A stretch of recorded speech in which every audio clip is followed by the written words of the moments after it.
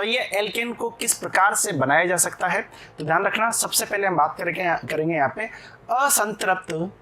असंतृप्त hydrocarbon के द्वारा।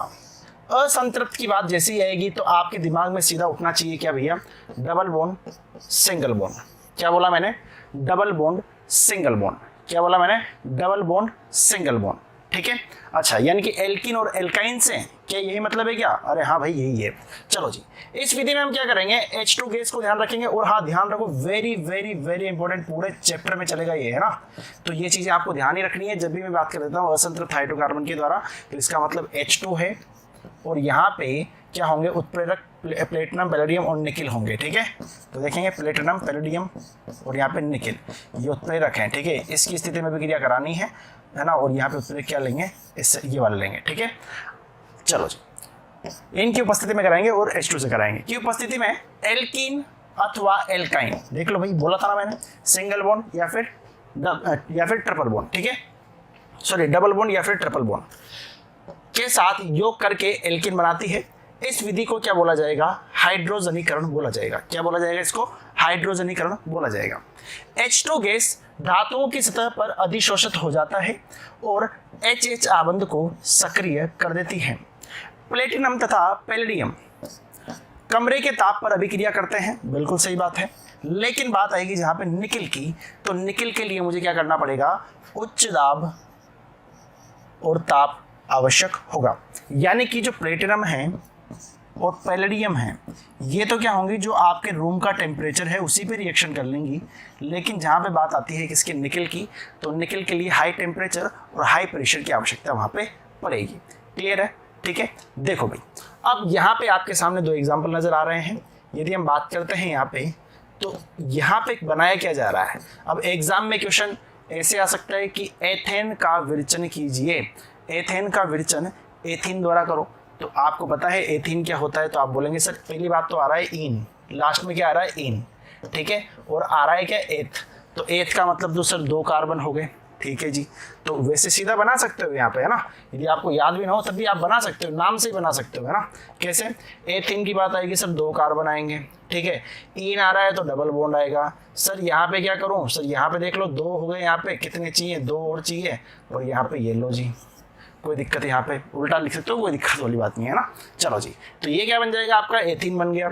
अच्छा सर अभी क्रिया किससे करानी थी, तो आप देखेंगे फटाफट से, सर H2 गैस से करा रहे हैं, तो H2 ही यहाँ पे लेंगे, तो H2 आपने यहाँ पे लिया। सर निकिल की उपस्थिति में ये आपको थोड़ा सा ध्यान रखने की आवश्यकता है, ठीक है। निकिल की उपस्थिति में गर्म किया जाएगा, तो वहां पे क्या होगा भाई मेरे, यहाँ पे क्या था, H2 था, ठीक है। तो ये क्या होता है HH, ठीक है, एक इसके पास भेज दो और एक अपने इस भाई के पास भेज दो, तो क्या बन जाएगा यहाँ पे CH3 और ये बॉन्ड यहाँ से एक बॉन्ड टूट जाएगा, ठीक है।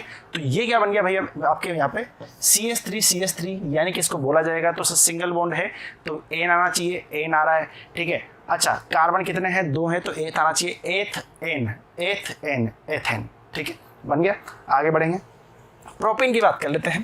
प्रोपीन की बात की जाएगी तो ये प्रोपीन आपके सामने लिखा हुआ है।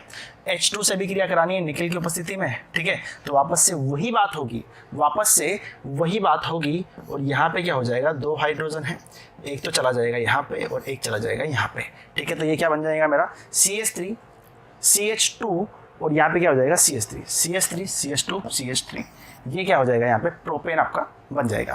क्लियर, चलो जी बढ़े आगे। अगले हम बात करते हैं यहाँ पे एल्किल हैलाइडों के द्वारा, वेरी वेरी इंपॉर्टेंट, एल्किल हैलाइडों के द्वारा किस प्रकार से एल्केन बनाए जाएंगे। तो इसमें सबसे पहला दायरा आएगा क्या, वुड्स अभिक्रिया। कौन सी, वुड्स अभिक्रिया, क्लास 12th में भी है, तो ध्यान रखना वुड्स अभिक्रिया। वुड्स अभिक्रिया क्या होती है, जब एल्किल हैलाइड की सोडियम धातु के साथ अभिक्रिया, यानी कि जो एल्किल हैलाइड है उसकी अभिक्रिया किसके साथ में, सोडियम धातु के साथ में अभिक्रिया शुष्क इथरीय विलयन की उपस्थिति में। यानी कि अभिक्रिया किसके साथ में करानी है, तो आप बोलेंगे सर पहले किसकी करानी है, देखो यानी कि इसको यदि मैं लिखना चाहूँ यदि आपके सामने नॉर्मल लैंग्वेज की फॉर्म में, तो सर एल्किल हैलाइड है, चलो साहब इसकी अभिक्रिया करानी है मुझे किससे, यहाँ पे सोडियम धातु के साथ में, सोडियम धातु बहुत ही बढ़िया, किसकी उपस्थिति में, तो आप बोलेंगे उपस्थिति क्या है यहाँ पे, शुष्क इथरीय विलयन, शुष्क इथरीय विलयन में। तो आपके पास में क्या बनने वाला है यहाँ पे आपको बन जाएगा क्या भैया, एल्केन आपका बन जाएगा। क्लियर, ठीक है। और ये अभिक्रिया क्या होती है, इस अभिक्रिया को एक नाम से जाना जाता है जिसे बोला जाता है वुर्ज रिएक्शन। क्या बोला जाएगा इसको, वुर्ज रिएक्शन। ये आपको ध्यान रखना, ये आपके 12th क्लास का जो 3वां चैप्टर है हेलो एल्किन हेलो एल्किन्स, ठीक है, वहाँ पे भी ये वाली अभिक्रिया दी हुई है, देख लेना। चलो जी, अब बात की जाएगी यहाँ पे, तो ध्यान से समझना। जैसे कि मान लो कि हमारा जो एल्किल हैलाइड होता है वो क्या होता है, एल्किल का मतलब क्या हो गया यहाँ पे, कोई भी मान लो CH3 हो गया, CH2 हो गया, ये क्या हो गया, एल्क हो जाता है ना। अच्छा, हैलाइड का मतलब क्या हो जाता है, हेलोजेंस। बोलो भाई, हेलोजेंस। फिर कल बाहर आई आटी, ठीक है, यही लिखते हैं। तो देखेंगे भाई यहाँ पे जो एल्किल हैलाइड है वो क्या है, ब्रोमोमिथेन है। चलो जी, एल्किल हैलाइड तो ब्रोमोमिथेन हो गया। सोडियम धातु, ये लो जी सोडियम धातु, ठीक है। अच्छा, यदि हम बात करते हैं यहाँ पे तो शुष्क इथरीय विलयन के साथ में अभिक्रिया करा रहे हैं, ठीक है। तो आपका क्या बनने वाला है यहाँ पे, आपका बनने वाला है एक तो क्या यहाँ पे एक तो आपका बन जाएगा क्या, एथेन बन जाएगा, ठीक है। और क्या बन जाएगा यहाँ पे, ट्वाइस ऑफ NaBr। क्या ये संतुलित है क्या, बिल्कुल संतुलित है, एक बार देख लो आराम से, कोई दिक्कत वाली बात यहाँ पे नहीं है। ट्वाइस Na था, ट्वाइस Na आ गया, ठीक है। Br था, Br आ गया, लेकिन Br 2 बार है तो ये 2 बार यहाँ पे आ गया, ठीक है। अच्छा जी, अगला है ब्रोमेथेन। वापस से वही, ये तो एल्किल हैलाइड हो गया, ये क्या हो गया यहाँ पे, सोडियम धातु हो गया, और बाकी बचा हुआ क्या है यहाँ पे, उत्प्रेरक शुष्क इथरीय के साथ में अभिक्रिया करानी है, इसकी उपस्थिति में अभिक्रिया करानी है। यहाँ पे आपको क्या मिलेगा, N-ब्यूटेन मिलेगा, और ट्वाइस NaBr यहाँ पे ये आपको बाई प्रोडक्ट के रूप में मिल जाएगा। क्लियर, चलो जी, अगला देखेंगे एल्किल हैलाइडों के अपचयन द्वारा, ठीक है। ये तो क्या था भाई मेरे यहाँ पे, यदि इसकी बात करता हूँ तो ये तो एल्किल हैलाइडों के पहली वाली रिएक्शन थी वुड्स। अब एल्किल हैलाइडों का अपचयन की हम बात करते हैं, तो अपचयन में क्या होगा, ध्यान से समझेंगे। इनमें कई विधियां प्रयोग में ली जाती है, लेकिन इंपॉर्टेंट जो है वो करेंगे हम। उत्प्रेरक की उपस्थिति में H2 के साथ में, यानी कि हम बात करते हैं मेथिल ब्रोमाइड, जैसे कि हमने लिया, ठीक है, मेथिल ब्रोमाइड हमने लिया, उसकी अभिक्रिया में किसके साथ करानी है, H2 के साथ में करानी है। उपस्थिति किसकी यहाँ पे, प्लेटिनम और पैलेडियम, ठीक है। क्लियर, चलो जी, तो यहाँ पे आपका यह बन जाएगा, यदि हम बात करते हैं यहाँ पे तो 2 जो हाइड्रोजन है वो इसके साथ आकर के मिल जाएंगे, ठीक है। तो आप देखेंगे यहाँ पे आपका क्या बनने वाला है, CH4 बनेगा, और यहाँ पे आपका HBr आपका यहाँ पे बन जाएगा। क्लियर, चलो जी, आगे देखेंगे लाल फास्फोरस के साथ में भी क्रिया करा सकते हैं, ठीक है। लाल फास्फोरस की उपस्थिति में क्रिया करा सकते हैं HI के साथ में, तो HI के साथ में भी क्रिया करा रहा हूँ मैं, ठीक है। ये आयोडीन है ये वाला, ठीक है, ये आपका एल्किल है, ये एल्किल हैलाइड बना है ना। यहाँ पे हम बात कर रहे हैं HI के साथ अभिक्रिया करा रहे हैं लाल फास्फोरस की उपस्थिति में, और यहाँ पे टेम्परेचर का विशेष ध्यान रखना है, 420 केल्विन, ठीक है। ये नहीं लिखोगे तो काम थोड़ा गड़बड़ा जाएगा, और आपको बाई प्रोडक्ट के रूप में तो क्या मिलने वाला है, I2 मिलने वाला है। और बना क्या रहे हैं आप, एल्केन बना रहे हैं, तो आपका यहाँ पे एथेन यहाँ पे बन गया। क्लियर, चलो देखेंगे आगे। अगले हम बात करते हैं जिंक तथा तनु HCl के द्वारा किस तरह से बनाया जाएगा। तो ध्यान देंगे भाई, यदि हम बात करते हैं यहाँ पे जिंक तथा तनु HCl द्वारा, क्लोरोमीथेन लिया, H2 के साथ अभिक्रिया कराई जिंक और H+ की उपस्थिति में, क्या बनेगा, CH4 बनेगा। सर क्या करना है, रट्टा लगाना भी है ना, जितनी भी रिएक्शन है ऑर्गेनिक भी जितनी बढ़ेंगे सब में रट्टा लगाना है, एक को भी नहीं छोड़ना, ठीक है। ज़्यादातर आपको समझ में आ जाएगी, नहीं आएगी तो आपको समझनी पड़ेगी, ठीक है। और रट्टा भी थोड़ा सा समझ के लगाना है ना। चलो जी, हम बात करते हैं यहाँ पे 2 हाइड्रोजन थे, एक हाइड्रोजन तो इसके पास गया और एक हाइड्रोजन इसके पास आ गया, तो क्या बन गया यहाँ पे HCl आपका साथ में बन गया, ठीक है। अच्छा, क्लोरोएथेन की हम बात कर रहे हैं, क्लोरोएथेन की बात कर रहे हैं सर, वापस से 2 ही हाइड्रोजन है, बिल्कुल बात सही है, ठीक है। अच्छा, एक हाइड्रोजन तो सर इसको दे दो गरीब को, और एक हाइड्रोजन इस गरीब के पास आ गया, तो यहाँ कितना हो जाएगा, C2H6 हो जाएगा, हो गया सर। सर यहाँ पे HCl होना चाहिए, हो रहा है भाई, क्या दिक्कत है, बोलो भाई, सही है माहौल। चलो जी, अगले हम बात करते हैं कार्बोक्सिलिक एसिड के द्वारा अभिक्रिया। कार्बोक्सिलिक एसिड समझना, पहला तो हमने क्या देखा है यहाँ पे, पहली हमने बात की भाई किसकी, यहाँ पे देखेंगे भाई, पहली हमने बात की थी असंतृप्त हाइड्रोकार्बन के द्वारा, उसके बाद में एल्किल हैलाइड के द्वारा, एल्किल हैलाइड में आपने वुड्स देखा, उसके बाद में आपने यहाँ पे एल्किल हैलाइडों के अपचयन देखे, ठीक है। उसके बाद में हम बात करेंगे अब यहाँ पे किसके, कार्बोक्सिलिक एसिड के बारे में। चलो जी, कार्बोक्सिलिक एसिड में भी क्रिया देखना, पहली होगी क्या यहाँ पे, विकार्बोक्सिलीकरण द्वारा, ठीक है। तो विकार्बोक्सिलीकरण क्या होता है, मेन आप ध्यान रखें, कार्बोक्सिलिक अम्ल से कार्बन डाइऑक्साइड इस विलोपन के इस विलोपन को विकार्बोक्सिलीकरण कहते हैं।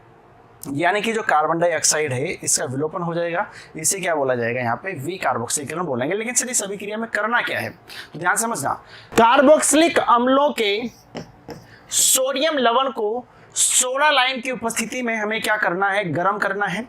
ठीक है, जैसे कि हम बात करें इसकी तो सीधा रिएक्शन देख सकते हैं, जो कार्बोक्सिलिक एसिड है उसका सोडियम लवण क्या है भाई, यहाँ पे CH3CONA है। ठीक है भाई, चलो जी, इसकी अभिक्रिया हम करा रहे हैं CaO की उपस्थिति में। ठीक है जी, किसकी उपस्थिति में करा रहे हैं, CaO की उपस्थिति में करा रहे हैं। 630 केल्विन यहाँ पे ध्यान रखना है टेम्परेचर। अच्छा जी, तो यहाँ पे जो हमें मिलने वाला है ना भाई, है ना, जो हमें यहाँ पे एल्केन मिलने वाला है वो कौन सा मिलेगा, ध्यान से समझना, कार्बोक्सिलिक अम्ल से एक कम कार्बन परमाणु वाला। यानी कि कार्बोक्सिलिक एसिड में जितने कार्बन होंगे उससे एक कम वाला यहाँ पे आपको देखने को मिलेगा। ठीक है, कार्बोक्सिलिक अम्ल में कितने थे, तो आप बोलेंगे सर 2 थे, तो मिलेगा कितना, एक वाला मिलेगा, यानी कि CH4 मिल गया। ठीक है, साथ में बाई प्रोडक्ट आपका Na2CO3 बन गया। अब मैं बात करना चाहूँ यहाँ पे, तो सर सोडियम लवण तो ये भी है, सोडियम लवण तो ये भी बन सकता है। ठीक है, लेकिन आप देखेंगे यहाँ पे कि सर CaO सेम है, ये भी चीज सेम है।